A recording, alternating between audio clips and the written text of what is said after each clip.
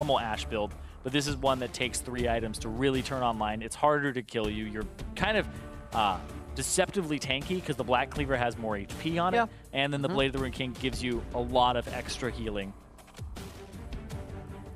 So far, same bans as we get into Game 3 here. You would expect Camille for eUnited to be the ban. And Rengar? Possibly. Possibly Rengar. We'll see what happens with Liquid here. Rumble gets banned out. That fight creation, the ability to start their fight on their own terms. It's kind of what they got out of the Ashe, but now without the Rumble, as they used that in the first game to start their fights. They lose it again here. See if they go back to something else that kind of gives them that unconditional engage. If it is the Ashe again. Rengar gets banned out. Lulu has been that first pick for Liquid. I don't really see any other reason to go for something different when you can provide that for double lift. Yep. Lulu, Ashe again, and then Graves again? I don't know if you go Graves again here. Yeah, Ashe Zyra would be great. Get yourself that early lane. Make sure that you have to have punish for the enemy.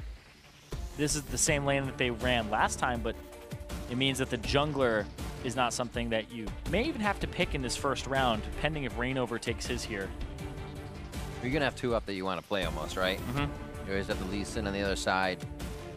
Even going into second ban phase, probably won't see too many towards them. Maybe you will. Lee Sin, all right, Lee Sin, Lucian. Almost sounds the same. Picked up by Reignover for the double lift. May even go Kha'Zix here, or maybe Graves for TL. Could be either or. I think both are fine in this situation, depending on what Reignover really wants to play. Graves, sounds good to me. Was the change up there. Liking that early game damage. It's a lot of early game damage there from the Graves. Also the Lulu in combination with the Graves, you get extra movement speed to continue your fighting, which is so good during the early game. And yeah, I thought Gilius might go for something else here aside from the Graves. I feel like the CC would be quite good. And they have now the makings of a pick composition, and now they have a magic damage dealing jungler, and they have a magic damage dealing support. So you could go for an AD mid laner, Jace on the table as something that could be picked up. Because you think back to the last game, that's that swap. Exactly. I don't think you could play Jace in that last composition. They had to pick the LeBlanc. They had Ashe, Graves, Zyra, and Nautilus. There's some magic damage that you see like at the bottom. But if you change that LeBlanc out for a Jace, that's really heavy on the physical damage against a Gragas. Second ban phase. Well, the mid laners do get hit pretty hard here, as the junglers pick themselves.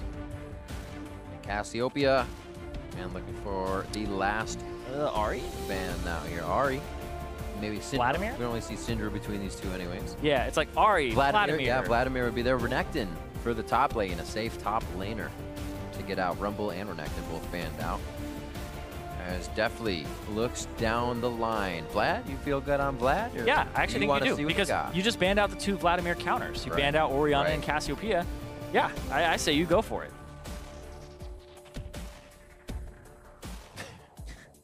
Well, mistake. I didn't mean to do that. Gets the Vlad. I mean, we've had a Rammus be locked in before via Piglet. So sometimes, you know, you lock in the wrong thing. Got to play through, but the Nautilus still left up through all of this. Interestingly enough, with the Renekton getting the ban, Nautilus stays alive. Lorlo has had quite a few games on that this year. I should say split, so he knows how to play it to great effect.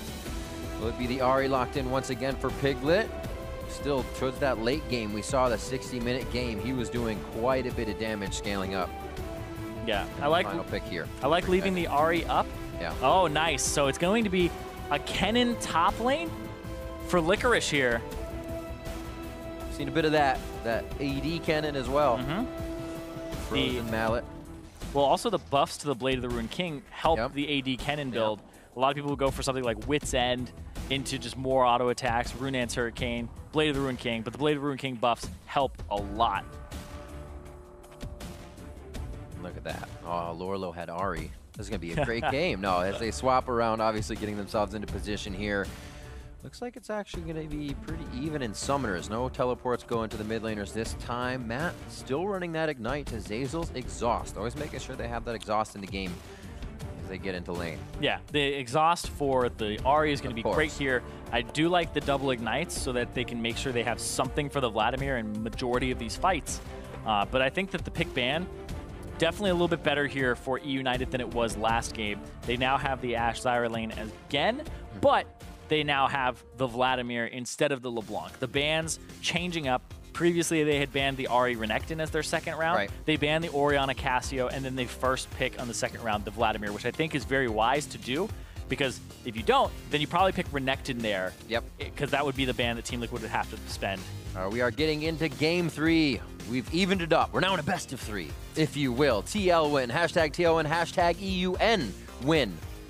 As you head over to Twitter and participate on social media, we're getting into this one, and we're about to be on the Rift. Team Liquid taking on eUnited here in the promotion tournament, and Team Liquid working off momentum of Game 2 to try and carry another win into Game 3 here. eUnited coming out with a very different comp than they've run on any of these series or games so far. We'll see what they can do now. Yep, and you can see Cull for Licorice as his starting item. Ooh. Checking his runes, no ability power in it. He does have attack speed, so he's sitting at 0.9 attack speed at level 1, and has magic resistance as well. So he's prepared for the matchup. Yep. But it isn't going to be bully. He's looking for early CS leads. He's looking to push Licorice out of lane via auto attack. So get bush control, stay to the top side, and constantly auto attack. This is actually a strange composition too, because it's magic damage in 2 to 3 lanes. Yeah. Depending, and then definitely is kind of the majority of the physical damage here, where Licorice will bring a little bit himself too. I like the way it plays against TL's comp. Having a lot of AoE, Piglet really has to decide, where's my dive in? I get a Stranglethorn, I get a Slicing Maelstrom, there's AoE from Fox, right? So as he dives in, he has to deal with a lot of AoE circles. Yeah, and it's not even going to be like a huge amount of damage from Licorice. Right. Oh, that, whew. Swapped it up there. It's not even going to be like a huge amount of damage from Licorice with the ultimate. The ultimate's mostly to lock up. Stun bot for days. But that's going to help so much. You think back to the old school AP Kennen and Vladimir combos, where Vladimir would Hemoplague into the Kennen getting the ultimate down, just would obliterate team fights. Now, this is kind of similar, not the same burst, but you still have a consistent damage source with the AD Kennen top lane, which I'm looking forward to seeing, because eUnited, they can play team fights all right, but I think this is a little bit more in terms of pick-centric composition.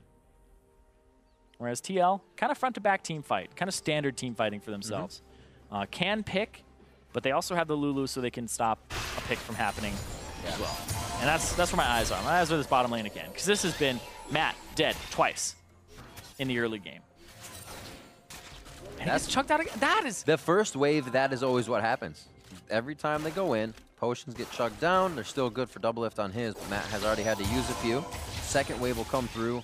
Zazel may not have enough mana to do that. As he hovers the top side, his actually passive seed placement isn't as good as it was last game, so the Qs aren't doing as much damage. It's the little things. Yeah.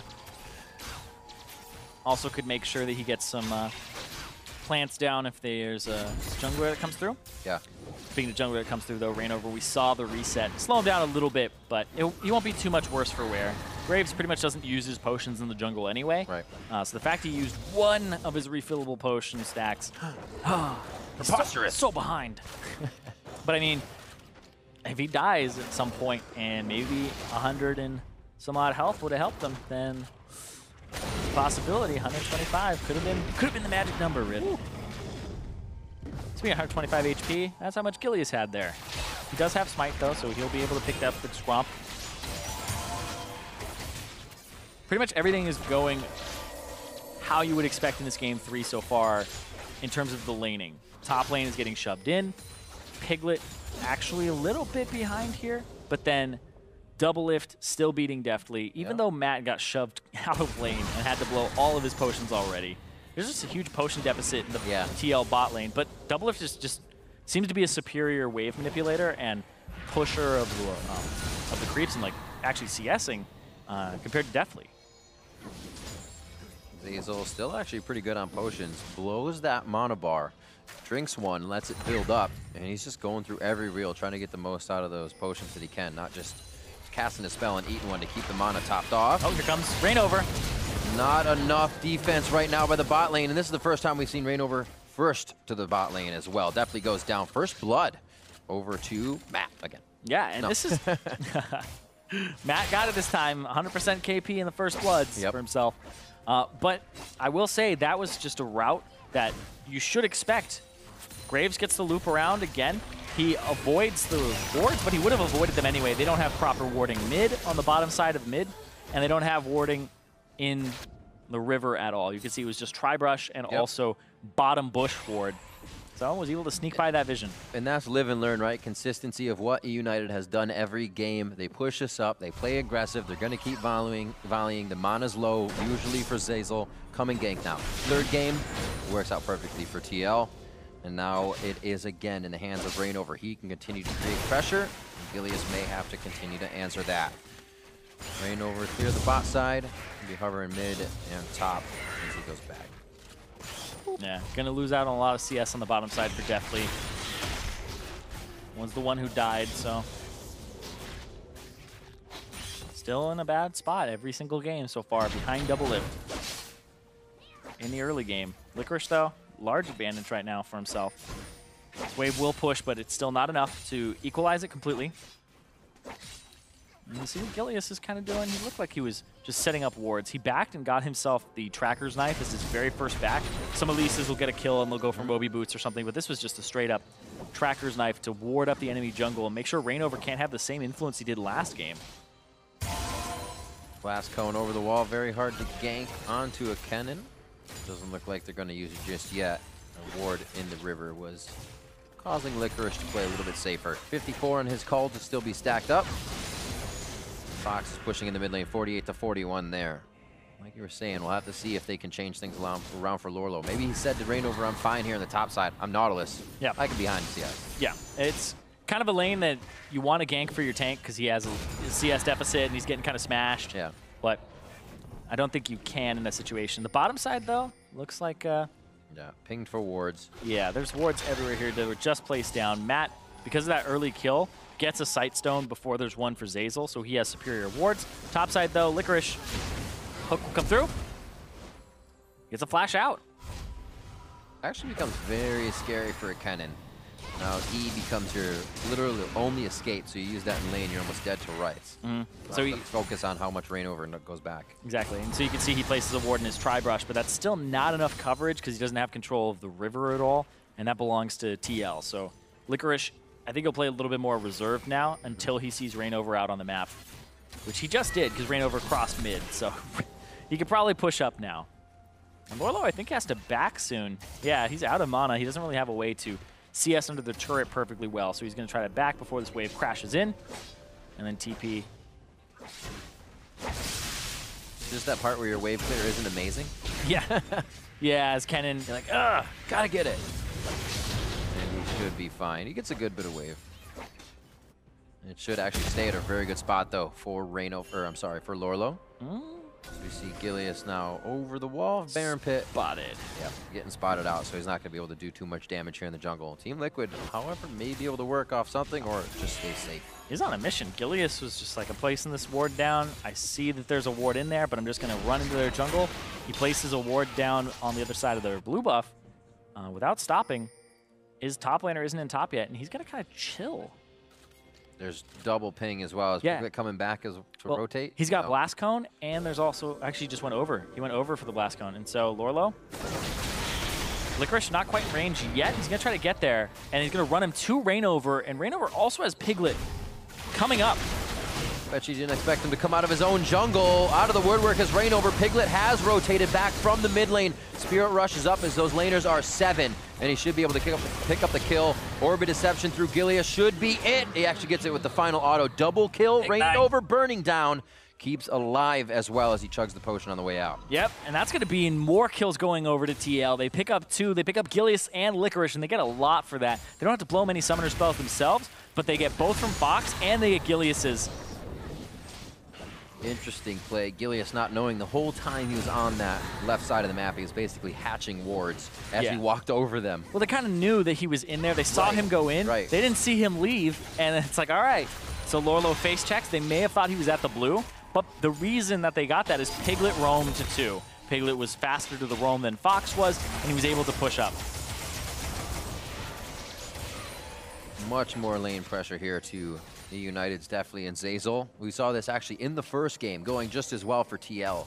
But then definitely and Zeyzal didn't die for quite a long time and were actually taking down Doublelift and Matt in the resulting fights here. None of that's happening. Doublelift and Matt able to keep the pressure on the lane. Yeah, this is really suspicious because it's like, oh, he's fighting me so hard. Graves is here as well, but this is a gigantic wave. Woo! Great dodge, smokes him out, end of the line against the wall. That should be enough for the kill, just a reload and another auto attack. Very nicely done. Rainover getting that one in as he comes in. Just a little late, but good hit by Lorlo. Rainover's been great this series. He's 100% KP again. Even the first game that they lost, it was still 0-0-0 for himself for a lot of the early game, but it wasn't really like Rainover giving overkill, dying, or anything like that. Now, the team has allowed him to kind of take over the game. 100% KP, and doing work on this top turret is Graves. They'll get this. There's no teleport for Licorice. And you're going to have to question Licorice's aggression in that situation. When you see somebody fighting you like that, even if it is a Nautilus in a wave, you second guess something, and you're probably right to second guess it. Yeah, players usually aren't bluffing that hard. Yeah. As a Nautilus. Unless you're like, you throw a lantern behind you. Yeah, but also there's like no reason. About the only thing. What does Licorice gain by staying? Right. Like if Lorlo's bluffing, then he can kill Lorlo. But Lorlo's actually losing minions and stuff like that because there's this gigantic minion wave next to him. People don't fight you when minion waves are there in the first place. So Licorice probably should have just ran away as fast as he could, much earlier than that. Quick hit onto Fox, easily Crimson rushed back. Yeah, has himself the Negatron cloak as well. Yeah, started off with it. Piglet hurts. See how this bot lane 114 to 92. You just saw Defley's hawk shot. Just making sure that nobody is in that forward brush like Rainover or even Piglet. Looks like they're going to hold him off now. Definitely Zeyzal not looking too good. Obviously, Zeyzal going out to get some wards. I don't think that's going to go too far. Piglet has ult up, but he's saying, I'll take the advantage and then ult once I know it can be a kill. Yeah, but Piglet has both summoner spells. Fox doesn't have his. There's a good charm earlier as well from Piglet in the lane right there because he hit Fox as he knew he was trying to go for the Crimson Rush. Duration lasts long enough that it actually wears off and you can't get that extra burst of lifesteal. Look at this combo. That should be a very, very dead Matt. They or actually hold the wild growth. Both summoners come out. They pop that one out. Ultimate's down for Doublelift here. They stop Gilius as they begin to retreat and reading the damage quite well. Team Liquid could still take a fight again in the bot. Yeah, but that's a whole bunch of summoner spells blown there for TL, like you said. True. All 4 of them down in that bottom lane. Rainover actually started coming over, and Gilius was like, my spider sense is tingling. It starts running away. Doesn't kill the control ward that's in the tri-brush. Doesn't even do anything with that. And now they know where Rainover is. They see him place down the ward and start attacking this one. It is risky. I don't think you go for it. Your own jungle isn't safe right now. Quick clear. Piglet. He feels like he has the upper hand. Whenever you're playing that close to the side of a turret left and right, it just shows confidence, knowing you can either Spirit Rush out of pressure that comes from Gilius, or maybe even take down Fox if he tries to go for something funny. Ignites are up in that lane as well, so kill pressure rises just a little bit. Piglet has the wards to keep himself up in the face of Fox. Has Ignite too. There it is. Pool's gonna come out. Can he follow more? One last rush in. There's the Foxfire. He was waiting for it all along. Yep. Fox ends up hurting himself a lot off his abilities, using the E to try and get a slow there. Doesn't have the flash available. Piglet does, so even if Fox got away there, it's still a great follow-up. This from Piglet. Beautifully played. The charm lands, and he waits for the Crimson Rush before he goes back in. So if he had gone in immediately, he would have had to ignite at the beginning of that so that there isn't this gigantic heal from the Vladimir. Yeah. So that's what he's playing around and waiting for. In the top lane, meanwhile, the Cull ends up using all the stacks, but I still think the gold a little bit in favor of Lorlo off of the kill and 2 assists for himself. So Licorice is trying to do what he can in this lane after losing his turret very early on. Fox actually back to pick up a needlessly large rod for himself. Just not going to see that Abyssal Scepter come through anytime soon. Oh, it might be the Ludens as his first item. Yeah. Matt joining back down with Doublelift. He's actually been able to leave Doublelift quite a bit more this game. You see all the forward wards placed in here, stopping Gilius from getting the upper hand he created on Lee Sin out of that first game. Cannot do much with that Elise Cocoon, as he is in vision all the time. Next Mountain Drake being gathered around. 5-man mid coming up right now. They want this turret. It's already half HP. He talked about how well Fox is doing right now in CS, but Piglet keeps getting the damage on the turret, which converts into that turret take. Opens up the map, perfect timing with 2 minutes to go on that Drake. They already have the control wards placed all around it. If they can protect them, they are good to go. And 5-0 here to start things off. Rainover again, close to 100% KP on this game. 4 of those 5 are because of him. Yeah, he's doing massive amounts of work. 3 as well over to Piglet. So that assistance towards the mid lane. Yeah, the only time that Rainover missed that kill was the one mid that happened solo. Look at this, Laura looking for Licorice. And he has Rainover coming around now. And that's enough lockup. Like I said, you want to gank for the tank. Flash over the wall. Got it. Not going to follow. Too risky to follow. Paying off. Yep, bottom lane though, they have to back off for double lift. And Matt, as they get pushed in, but also this is a push in onto Fox. So Piglet now sees that the Elise behind him, but he has Rainover on the top left. So if Elise flanks this, he's actually in complete vision here, and may just get destroyed. So they're actually playing this quite confident. Got a little bit of a roam by Lorlo coming down as well. And eUnited almost getting hit. Fox was looking to engage off of Deathly's arrow. Yeah, they didn't know there was a control ward inside that bush right there below Fox. And so they see that arrow the whole time that's flying over. Gotta say, the vision control from TL this whole series, you can see there's a big difference between NALCS and CS teams in terms of their vision. Even when they're ahead, you saw that eUnited really didn't have as much control as TL. There's this ward that's on the back of the top side red buff too that will probably stay there for a good while. We'll see if Gilius checks it. It's probably going to be up for, we'll count it. We'll see when it gets picked up. Say it was about 15 minutes when it went down. Those are the best. All game ward. All game. All game long. It could be there for a very long time too. Pings down towards the bot side. Not like much going to actually happen off of that. They're just making sure things are set up. Bot lane has left. Double lift should be able to help take down this turret with Matt. Yep, making sure that they have complete control of the Mountain Drake for when it spawns. And we'll see. eUnited have not been getting those early skirmishes that they've been playing towards or wanting. They want to get catches, but they're just going to lose bottom turret for this. There's a control ward that they have to show themselves on. There's a bit of hesitation. There's a TP. They're fighting. There was hesitation for TL to go for that ward. Rainover's damage absolutely dropping Zazel. Remember, he was the one in the fight that's providing the grasping roots. And the Stranglethorns that have been winning. He didn't even get to react. No exhaust, no flash away. They're going to get picked up here, too. Here comes Rainover flashing for more damage. It looks like Rainover and Piglet working that buddy system this game. They were just up by eUnited's Raptor. Now they're hugging the bot lane together with Double Lift and TL. Or I should say Matt, as they drop the turret. And TL does decide what they want to do there. It was kind of a drag and then push to the turret. But look out on top still. Look at all the control wards that TL have on the bottom side of the map. They have 4 control wards in that area. There's no way you're getting in there without getting spotted. And then immediately, Rainover from the bush, very fed on his Graves. Great CS, and look at this top lane, not going Licorice's way anymore. No, that becomes a very difficult game. That's Rainover's. Yeah, I don't think Rainover has mana to actually get out of the pit. Yeah, Single Plague will take him. Oh no, he gets saved. He might be able to pick up another kill. Dredge line to come in from Lorlo. Did it happen top? Nope. Calling for assistance. He's like, help me.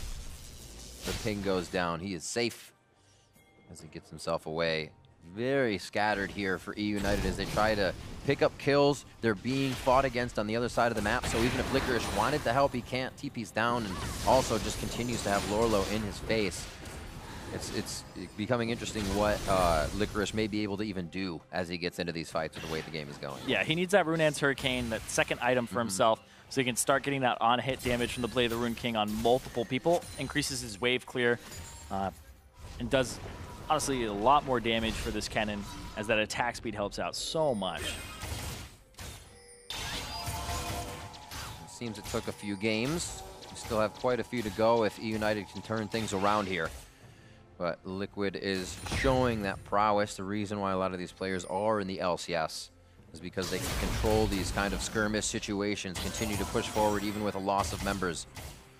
And now again, already 19 minutes in on the second tier turrets of eUnited and ready to keep pressuring as they steal resources out of the jungle. All the little things that Liquid will continue to do just puts eUnited farther and farther behind. Yep. And Liquid now have control of the top side of the map. And this is pretty blank for them. They have to use the spider to check. But you could say control ward's in there. TL definitely ready to start. Wild growth is there. He's holding it. Fox on the side. Flash over to Matt. He gets instantly deleted. Is that the aggression that eUnited wants for a full fight? No, as Licorice goes down. Yeah. Licorice goes down on the bottom side, mid, after Piglet roamed that way and also had Lorlo there as well. Blew the ultimate to do so. But yeah, Piglet having a really good game for himself. You can see 2 levels up over Fox, who will hit 13 pretty soon. And still just dominating on Sari right now. Rainover helped a whole bunch, but these 4 kills on Piglet, exactly where you want them. After this blue buff, I wouldn't be surprised if he went hard on Fox mid with summoners down. We'll see how this fight went. He's just saying, hey, you want to get to the top fight? I'll stop you, but I don't think he expected a Piglet.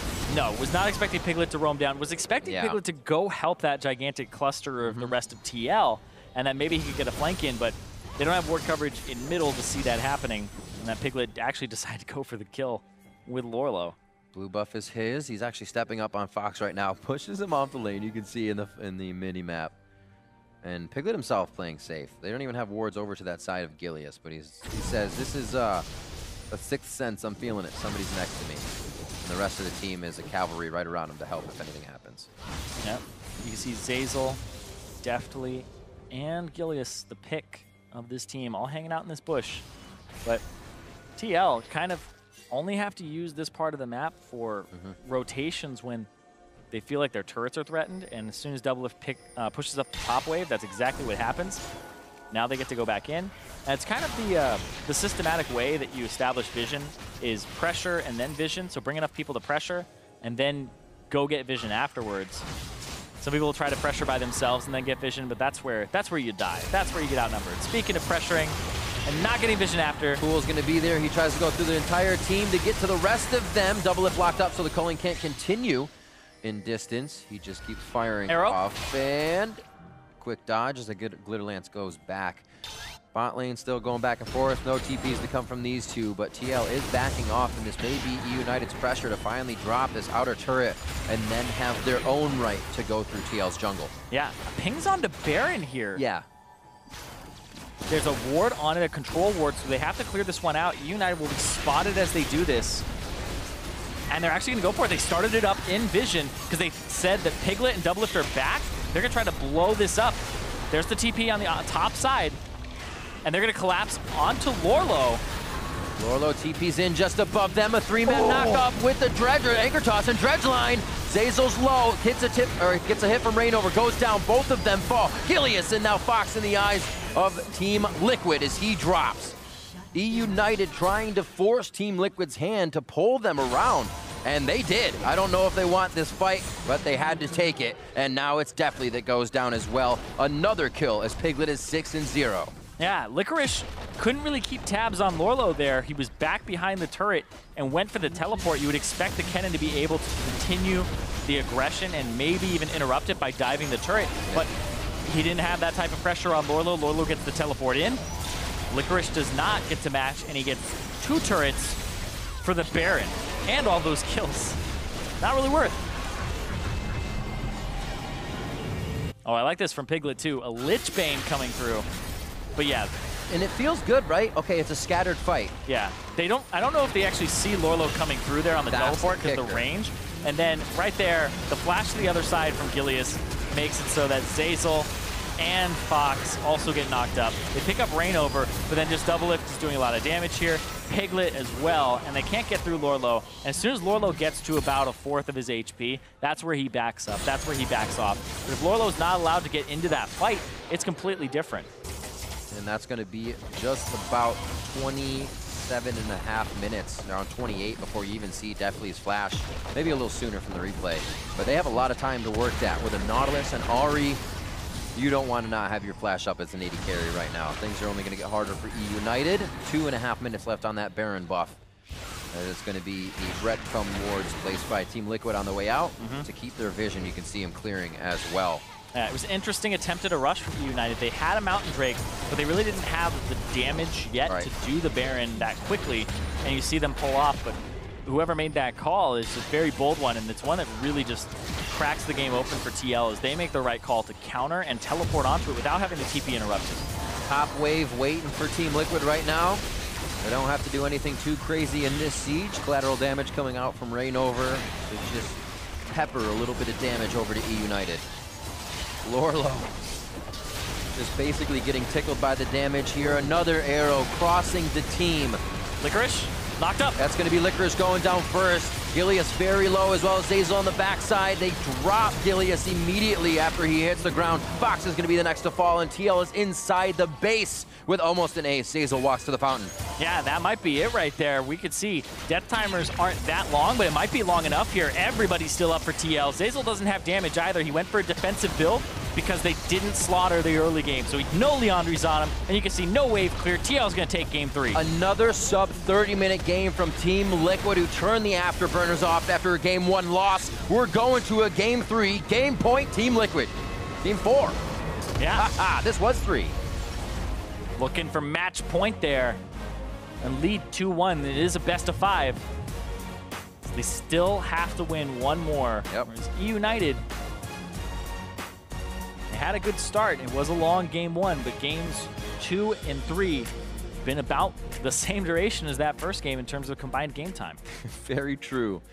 A lot of pressure as well. 11 out of the 16 to Rainover this time, keeping that kill participation up. 6-0-4 for Piglet as he crushes another game coming into the mid lane. And from the Ahri that looked a little shaky game 1 to a great Ahri game, great Ahri game now here in 2 and 3. Yeah, and so we're seeing that the champion pools of the Liquid members, you can't really target them too heavily in champion select. And so this might actually prompt, because eUnited has side selection, to go blue side this time. Counterpick hasn't been meaning as much in the mid lane. Piglet is winning pretty much regardless of what's going on. You're never going to get Lulu for yourself. And so I think that this is something where if you swap to the other side, maybe you get a Rumble, maybe you get Shen, maybe you get Lulu. You might get something that you're really happy with as that first pick that you're not getting right now, especially since you're being forced onto things like the AD Kennen and no tank compositions for eUnited.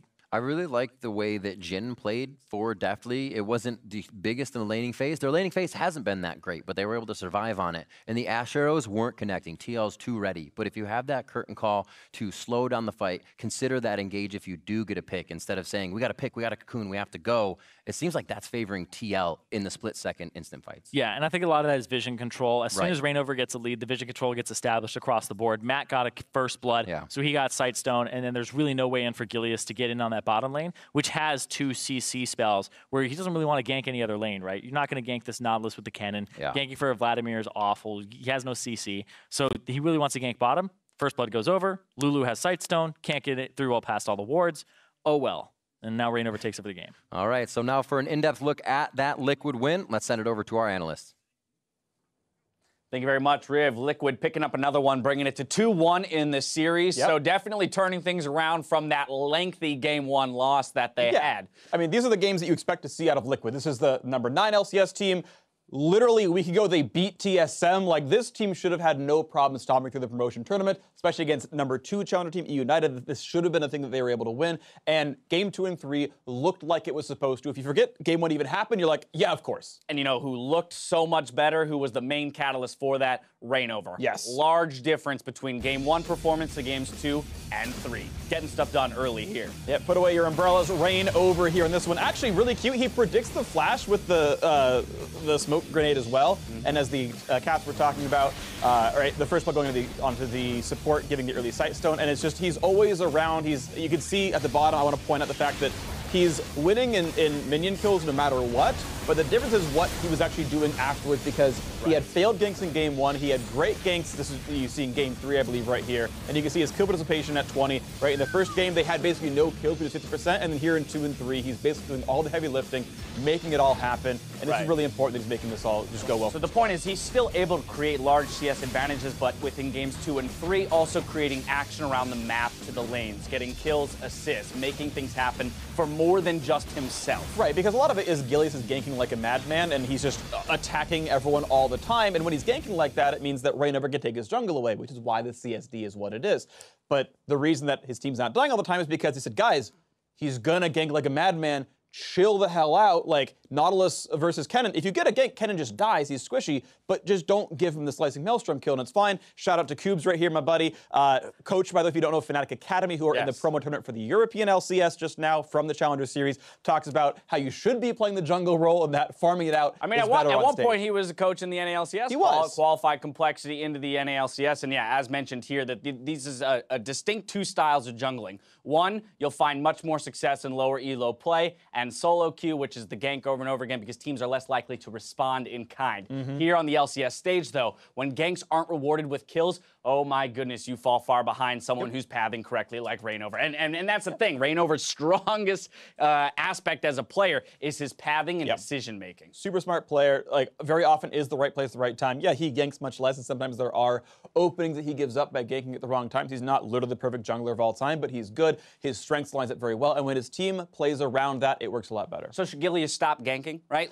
Game 4, what does Gilius do to get this, back into his favor? I think he has to be more refined about it, right? It's like you find the matchups that are supposed to work for your gank path, and you keep your jungle clear otherwise. Like the Elise is good, she's half and half, where it's like you can hard farm, you have the decent AoE, but you also have really good gank pressure. Right. But you've got to find like the one lane that you return to, but otherwise keep your farm up time going, right? Like you can't look at all 3 lanes at the same time, find the winning lane, draft for, 1 to 2 winning lanes, but pick one of them that you really try to camp for. Right. And keep your jungle cleared otherwise. Keep up farm-wise, because being down 2 levels, I don't care how many ganks you got, the Graves is going to be more powerful than you are, and it's not going to work. Now, in the meantime, Double is still smashing the bot lane in terms of CS, and we saw Reignover now putting more attention towards the bot lane, whereas Gilius has thrown a lot of attention to the top lane.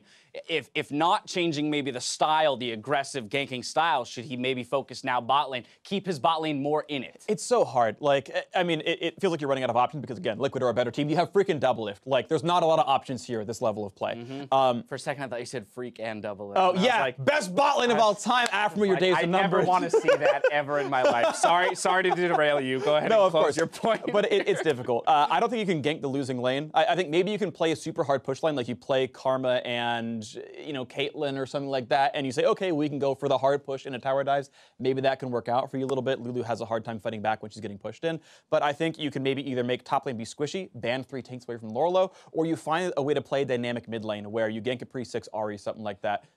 I don't know. Again, ganking bot's going to be really hard with players like Double Lift. Exactly. Match point for Team Liquid. eUnited looking for another victory to push us to Game 5. They're choosing red side here to do it. We're going to step away, but don't touch that browser, because when we return, it's Game 4 between Team Liquid and eUnited.